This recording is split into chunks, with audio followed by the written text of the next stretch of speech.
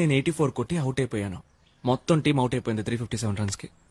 తర్వాత పంజాబ్ బ్యాటింగ్ వచ్చింది. వాళ్ళ ఫస్ట్ వికెట్ 60లోనే పడింది. తర్వాత వచ్చాడు చూడొకడు, యువరాజ్ సింగ్.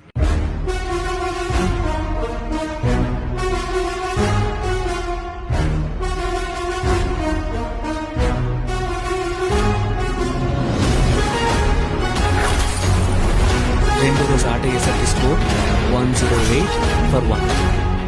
మూడో రోజు ఆట అయ్యేసరికి వాళ్ళ స్కోర్ 431 for 2.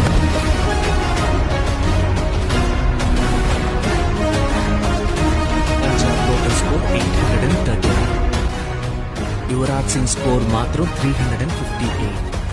మా టీం టోటల్ స్కోర్ కంటే ఒక రన్ ఎక్కువ.